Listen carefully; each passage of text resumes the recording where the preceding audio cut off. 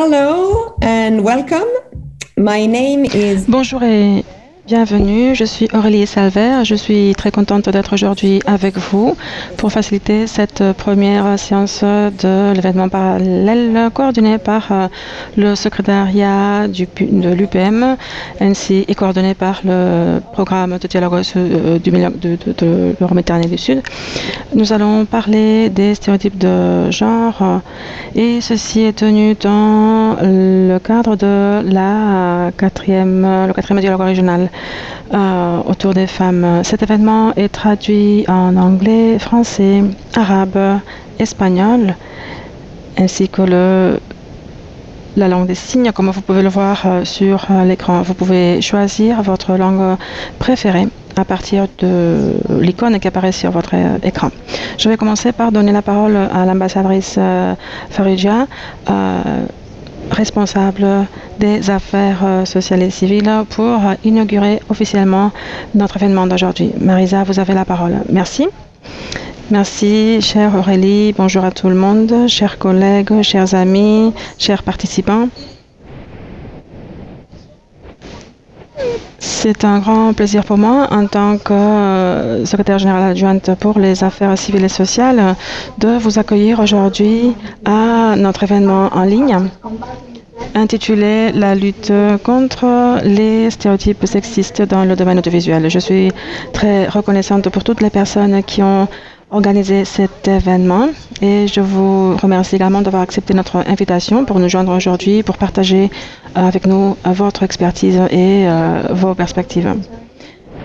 L'Union pour la Méditerranée est une organisation intergouvernementale unique qui rejoint tous les pays de l'Union européenne et 15 pays de la partie sud-est de la Méditerranée. L'UPM joue un rôle central pour ce qui est des challenges actuels auxquels nous faisons face dans la région méditerranéenne. Nous avons placé l'égalité des genres et l'autonomisation des femmes au centre de notre agenda. Cet agenda a été ratifié par les ministres lors de la 4e conférence ministérielle pour renforcer le rôle des femmes dans la société au Caire en 2017. En nous basant sur les 4 priorités de cette déclaration, l'une desquelles spécifiquement concerne les stéréotypes sexistes, nous reconnaissons que transformer les règles sociales et les attitudes sociales est nécessaire pour garantir l'égalité des genres parmi les citoyens. En plus, la conscientisation dans la société pour combattre les stéréotypes sexistes et les barrières dans la société est nécessaire. La discussion d'aujourd'hui traitera l'une des priorités de cette déclaration ministérielle. Ce cadre reconnaît que les environnements hostiles et humiliants constituent un type spécifique de violence, une violence qui réduit l'estime de soi des femmes et qui limite aussi leur choix. Ce qu'il se produit dans le domaine culturel et social ne se passe pas dans le vide. Nous savons que les femmes sont discriminées sur la base de leur âge et de leur genre. Il s'agit d'un produit de nos valeurs culturelles et sociétaires et ceci est reflété dans tous les aspects de notre culture. Les stéréotypes incluent les généralisations sur les identités masculines et féminines et sur les rôles appropriés, les aspirations pour les hommes et pour les femmes. Les stéréotypes actuels des hommes et des femmes non seulement se basent sur des suppositions fausses, mais renforcent la dominance des hommes. Le secteur culturel joue un rôle très important pour soutenir et renforcer ces inégalités. Les attitudes et les valeurs de la société impactent le statut des hommes et des femmes, les différentes attentes chez les hommes et chez les femmes, et même les différents choix faits par les hommes et les femmes. Les stéréotypes sexistes et les suppositions fausses renforcent ces attitudes d'une manière qui résulte dans des inégalités permanentes et consistantes subies par les femmes. Les études montrent que des progrès se sont produits dans les pays de l'UPM par rapport aux droits des hommes, des femmes et des filles. Et en plus, il y a un certain élan qui se produit au niveau institutionnel et politique. Tous les pays de l'UPM expriment leur engagement par rapport à l'égalité des genres dans leur cadre législatif, constitutionnel et international, en approuvant des lois pour l'égalité des femmes, et ils lancent également des engagements stratégiques. Au niveau régional, les femmes n'ont jamais eu autant d'autonomie, autant de pouvoir économique ou autant d'influence comme actuellement. Ceci, c'est du progrès, mais ce n'est pas de l'égalité encore. Dans beaucoup de domaines, il existe encore un écart entre les genres et c'est cela que nous devons combattre. Il y a eu des progrès qui ont été faits, mais nous avons encore un long chemin devant nous. Nous pourrons le parcourir seulement si nous rentrons dans le vif du sujet, si nous luttons contre les causes principales de ces discriminations. Nous savons tous que les médias sont un outil très puissant et c'est ça le défi. Pour cela, nous devons renforcer les campagnes sur les dangers, sur les opportunités, sur les droits et les responsabilités reliées à l'utilisation des nouveaux médias. La publicité également. Nous devons mettre en place des mesures pour encourager ces industries à s'autoréguler, tout en réalisant les pas nécessaires pour faire la promotion d'une représentation sans cliché des hommes et des femmes. L'intelligence artificielle pose un challenge additionnel parce que l'utilisation d'algorithmes peuvent renforcer les stéréotypes. Depuis les articles qui sont proposés pour la lecture, les annonces, etc. L'intelligence artificielle ne doit pas répliquer et reproduire les erreurs du passé. Au lieu de cela, elle devrait nous assurer à garantir un futur dans lequel il n'y a plus d'écart entre les genres. Une perspective égalitaire dans la recherche sur les programmes nationaux concernant l'IA doit être en place. Et puis aussi un cursus basé sur l'égalité depuis un très bas âge. La discrimination de genre est un abus des droits humains et le moment est arrivé pour mettre fin à cette discrimination. Les hommes ont un rôle très important à jouer pour rompre ces stéréotypes et ils doivent apprécier les bénéfices des devoirs partagés à la maison. Donc, je fais un appel à la génération de jeunes pour combattre ce type d'attitude, ces normes, ces préjudices à l'encontre des femmes. Et je les encourage également à utiliser les médias pour construire de meilleurs citoyens. J'espère que la discussion sur cette question sera très intéressante. J'espère que nous pourrons tirer des messages clés, des recommandations que nous pourrons présenter et soumettre à nos partenaires de l'UPM et aux décideurs politiques. Il est important de dire que les changements se produisent plus lentement que ce qu'on souhaiterait, mais l'action est maintenant. Et la jeunesse et l'espoir pour que ce changement si nécessaire se produise. Finalement,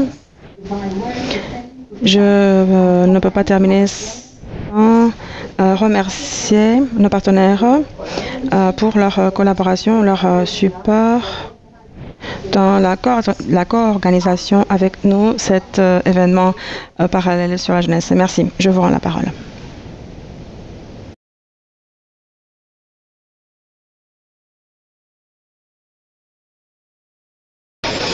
Merci beaucoup, Son Excellence, pour cette présentation si intéressante.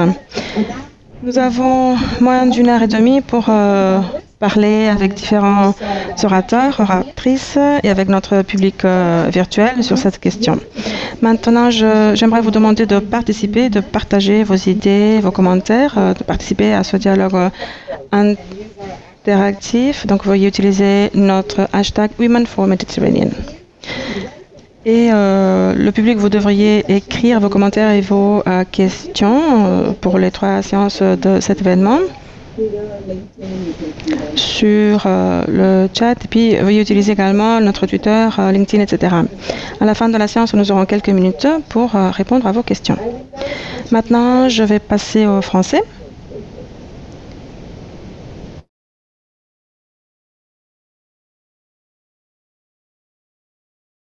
Les stéréotypes de genre et leur impact sur nos sociétés et sera animé par deux panélistes du nord et du sud de la Méditerranée.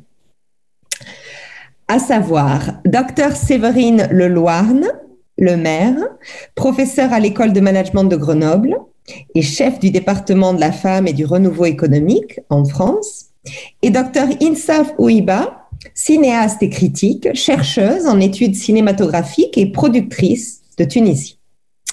Donc, je commence par une première question adressée tout d'abord à Dr Séverine Leloarn. Séverine, je voudrais savoir comment vous définissez les stéréotypes de genre et comment nous les apercevons dans nos sociétés. En 2-3 minutes, si c'est possible. Merci.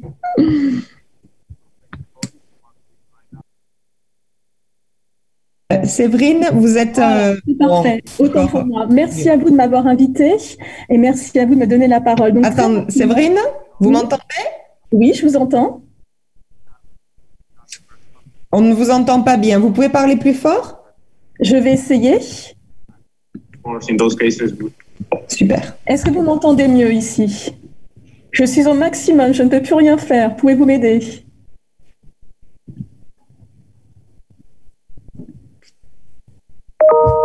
Ok, parfait, merci beaucoup. Oui, alors donc très rapidement, la stéréotype de genre. Alors moi, je vais vous donner un regard qui est un regard purement sociologique, hérité de mon expérience d'observation de la place des femmes entrepreneurs dans les médias. L'idée en soi, le stéréotype, c'est quelque chose de très normal parce que quand on apprend à s'exprimer, quand on apprend à vivre en société, quand on apprend à un enfant à se représenter ce qu'est une table, ce qu'est une chaise, ce qu'est un garçon, ce qu'est une fille, on représente avec des images. Et donc, l'enfant va apprendre avec des images. Donc, en soi, le stéréotype, je voudrais juste insister sur le fait que c'est pas bien ou c'est pas mal en soi.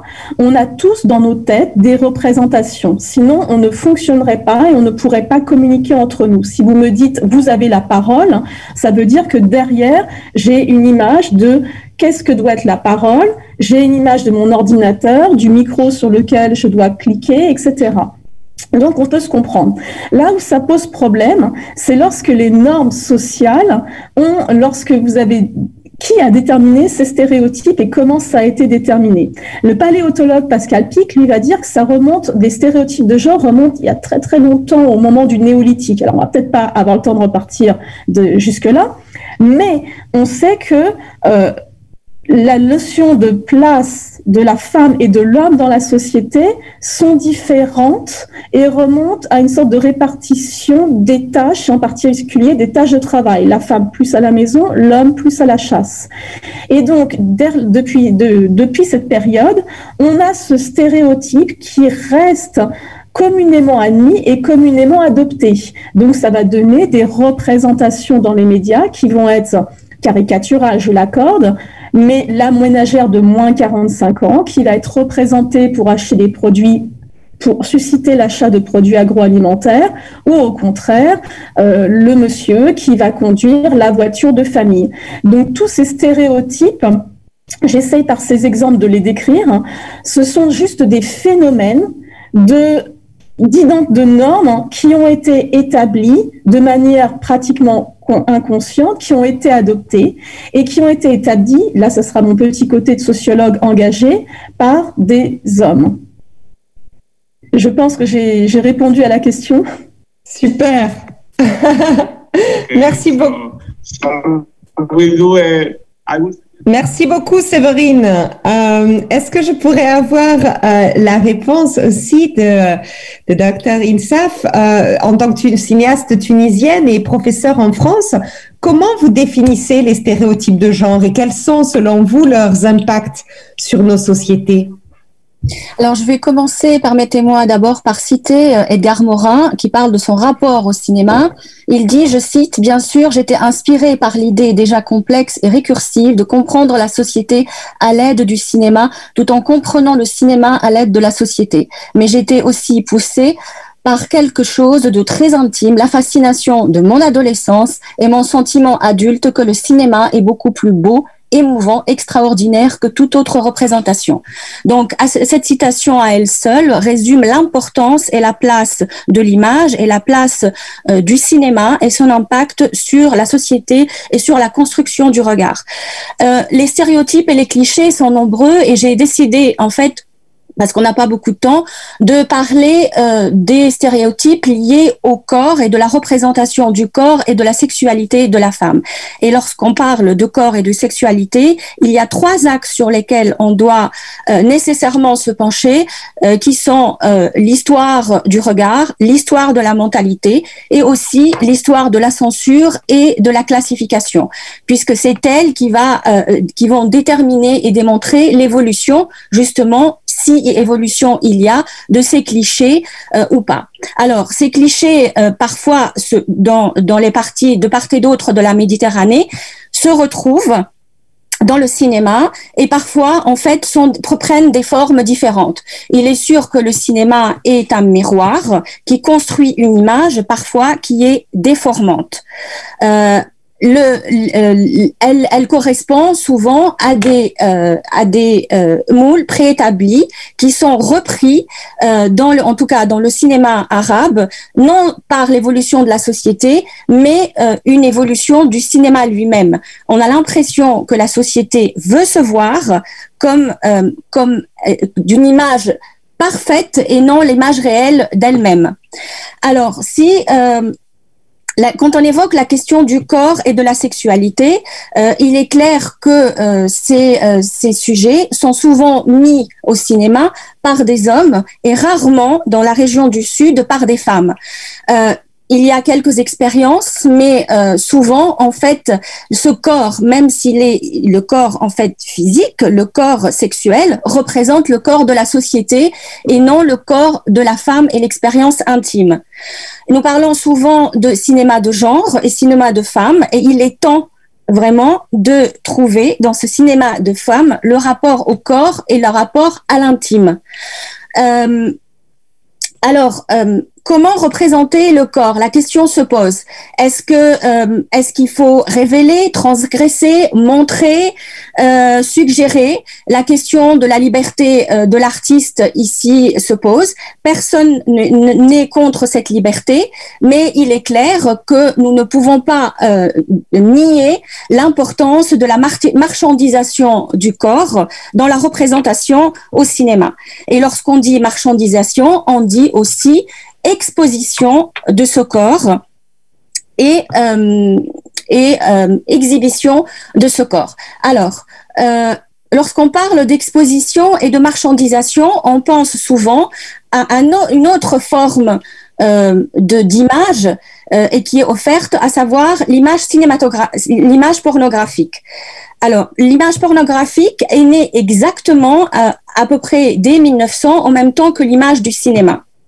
Qu'est-ce qui a changé ces dernières années?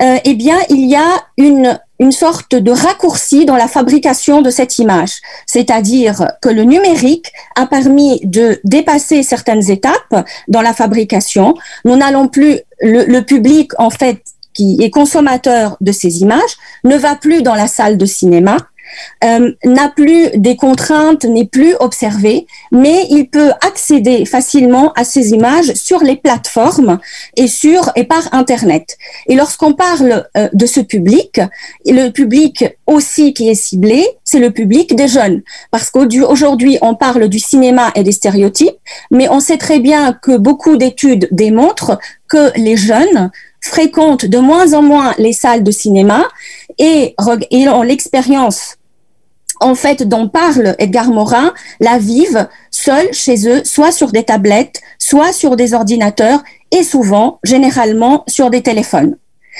Donc, en fait, l'expérience... Alors, je dépasse. Insaf, je vais vous demander d'être assez courte parce qu'il nous reste 9 minutes et il faut qu'on aille aux solutions. Donc, je vais juste dire que le rapport, il est très important de parler de cette image et ne pas la nier, parce que l'image pornographique, aujourd'hui, formate le rapport entre les jeunes femmes et hommes, mais aussi formate le rapport de la femme elle-même et à son corps. Voilà, je vais m'arrêter là. Super, merci beaucoup. Et on pourrait continuer, c'est passionnant. On est un petit peu limité par le temps. Je voudrais vous demander à toutes les deux, et je vais commencer par Séverine, qu'est-ce qu'on peut faire pour défier ces stéréotypes de genre et les éradiquer de nos sociétés? Quelques solutions ou idées de solutions concrètes?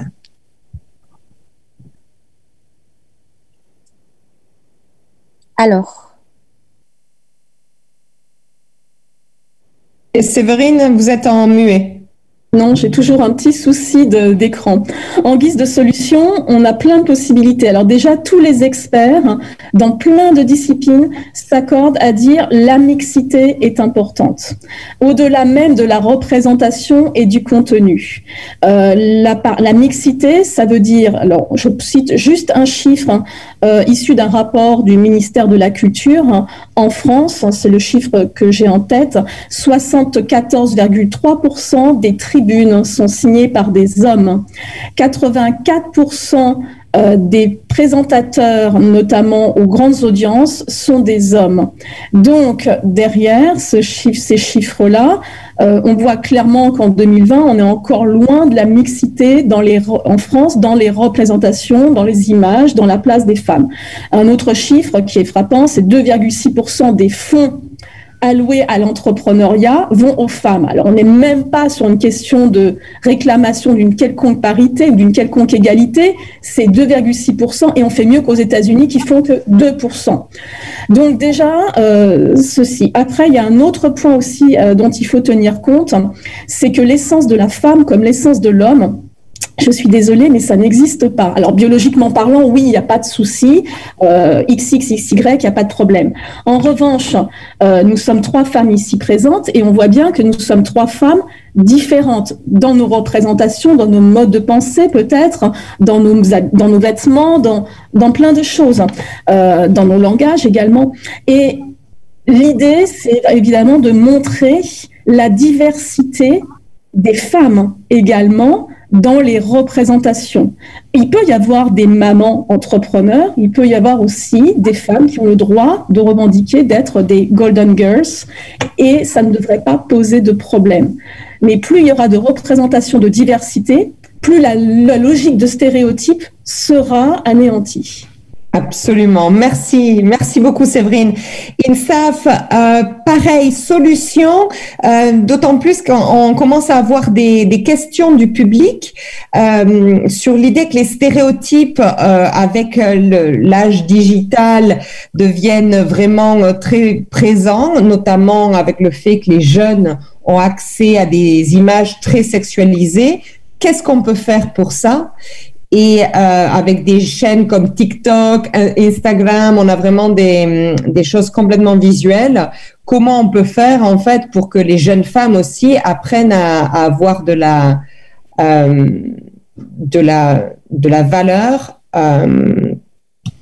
en dehors de leur apparence? Insaf, quelles sont vos solutions? Alors, je suis d'accord avec Séverine quand elle parle de mixité. La mixité est importante, mais ce qu'on peut constater aujourd'hui, c'est que, et toujours je reviens au corps de la femme, il n'y a jamais été autant question de le corps de la femme de part et d'autre de la Méditerranée qu'aujourd'hui, en fait.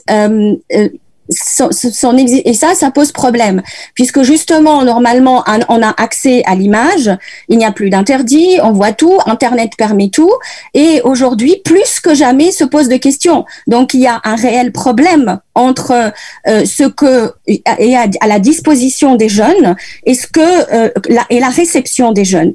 Et c'est pour ça que l'éducation à l'image est importante. Je pense qu'on l'a beaucoup raté dans tous les pays parce qu'on n'a pas compris que l'accompagnement et l'éducation à l'image doit se faire dès la maternelle et tout au long du cursus. Nous apprenons à lire et écrire, mais nous n'apprenons pas à décoder une image. D'autant plus qu'aujourd'hui, ce qui devient dangereux, l'image n'est plus une expérience collective, elle peut l'être à des moments, mais elle est souvent une expérience individuelle. C'est-à-dire que le récepteur se retrouve seul et en train d'expliquer avec ses propres outils l'image qu'il perçoit.